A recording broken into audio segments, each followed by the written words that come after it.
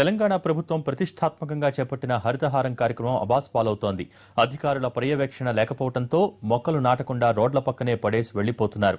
విచ్చలవిడిగా మొక్కల్ని వృధాగా పడేయటం వల్ల లక్షల్లో ప్రజాధనం దుర్వినియోగం అవుతోంది. నిజామాబాద్ జిల్లాలో హరితహారానికి సంబంధించి పూర్తి సమాచారం మా ప్రతినిధి మహేందర్ అందిస్తారు. ప్రభుత్వం ప్రతిష్టాత్మకంగా చేపట్టిన హరితహారం కార్యక్రమం అబాసు పాలవుతుంది. చాలా వరకు కూడా నాటకుండానే కూడా మొక్కలను కూడా పక్కన రోడ్డు పక్కన పడేయాల్సిన పరిస్థితి ఏర్పడింది. మనం ప్రస్తుతం విజువల్స్ చూసుకొచ్చి పెద్ద సంఖ్యలో కూడా మొక్కలను కూడా నాటేందుకు తీసుకొచ్చి కూడా రోడ్డు పక్కనే పడేసి వెళ్ళిన పరిస్థితిని మనం ప్రస్తుతం విజువల్స్ లో చూసుకోవచ్చు. అంటే చాలా వరకు మంచి మంచి మొక్కలను కూడా వాళ్ళు నాటకుండానే రోడ్డు పక్కన పడేయాల్సిన పరిస్థితి ఏర్పడింది. ఇప్పటికే సీఎం కేసీఆర్ కూడా మొక్కలు నాటే కార్యక్రమాన్ని ఒక ఉద్యమంలో తీసుకొని కూడా ముందుకు తీసుకెళ్లాలి. దీనికి సంబంధించి అధికారులు ప్రజలు అందరూ భాగస్వాములుగా అయ్యి సక్సెస్ చేయాలని కూడా సీఎం కేసీఆర్ సూచించిన విషయం తెలిసింది. అదేవిధంగా వార్డు స్థాయిలో గ్రామ స్థాయిలో కూడా అవార్డులను కూడా మొక్కలు నాటే క్రమంలో ఎవరు మంచిగా అంటే నాటే చొరవ చూపుతారో వారికి అవార్డులను కూడా ఇస్తామని కూడా ప్రకటించిన విషయం తెలిసింది. అయితే క్షేత్రస్థాయిలో మాత్రం పరిస్థితులు వేరేలా ఉన్నాయని చెప్పుకోవాలి. ఎందుకంటే మెజార్టీ అంటే చాలా వరకు కూడా చాలా ప్రాంతాల్లో నాటవలసిన మొక్కలను కొన్ని మాత్రమే నాటి మిగతా ఎక్కడ పడితే అక్కడ రోడ్డు పక్కన పడేయాల్సిన పరిస్థితి ఏర్పడింది. దీంతో చాలా వరకు కూడా లక్షల్లో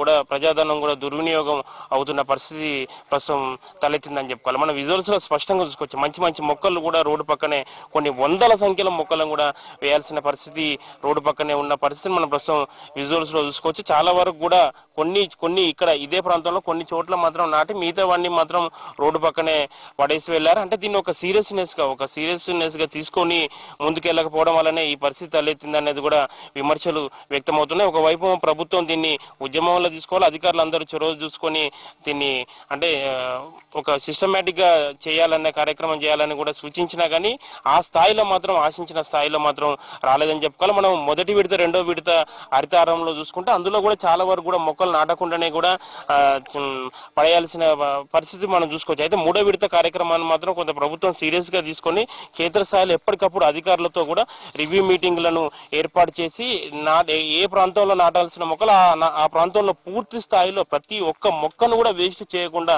అన్ని నాటాలనేది కూడా ఈ రివ్యూ మీటింగ్ లో సూచించిన పరిస్థితి తెలిసింది. అయితే మనం ప్రస్తుతం మాత్రం చూస్తున్నాము. అయితే ఆ స్థాయిలో అంటే కేవలం మీటింగ్లో కేవలం మాటలకే పరిమితం అవుతున్నాయి తప్ప క్షేత్ర స్థాయిలో మాత్రం అధికారులు ఆ స్థాయిలో కూడా వాళ్ళు ఒక సిస్టమేటిక్ వెళ్ళి సరైన ప్రణాళికబద్ధంగా కూడా ముందుకు వెళ్ళని పరిస్థితి నెలకొని దీంతో కూడా ఈ హరితహారం కార్యక్రమం కూడా అబాసు పాలవుతున్న పరిస్థితి నెలకొని చాలా వరకు కూడా చాలా ప్రాంతాల్లో కూడా ఇదే పరిస్థితి ఉందని చెప్పుకోవాలి. ఈసారి ఈ మూడో విడత హరితహారం కార్యక్రమం కూడా కొద్ది రోజుల క్రితమే ప్రారంభమైంది. పెద్ద సంఖ్యలో కూడా అన్ని గ్రామ స్థాయిలో కూడా మండల స్థాయిలో నియోజకవర్గ స్థాయిలో కూడా మొక్కలు నాటే కార్యక్రమాన్ని ఆయా నియోజకవర్గాల్లో ఉన్న ఎమ్మెల్యేలు కానీ ఇతర అధికారులు కానీ ఒక ఛాలెంజింగ్ గా తీసుకొని కూడా మొక్కలు నాటే కార్యక్రమాన్ని ఒక ఉద్యమంలో కూడా ప్రారంభించిన విషయం తెలిసింది. అయితే మాత్రం ఎంత ఆశించిన స్థాయిలో మాత్రం ప్రభుత్వం అనుకున్న లక్ష్యం నెరవేరాలంటే క్షేత్రస్థాయిలో మాత్రం ఇలాంటి మొక్కలను మాత్రం ఇంత పెద్ద స్థాయిలో మాత్రం వృధా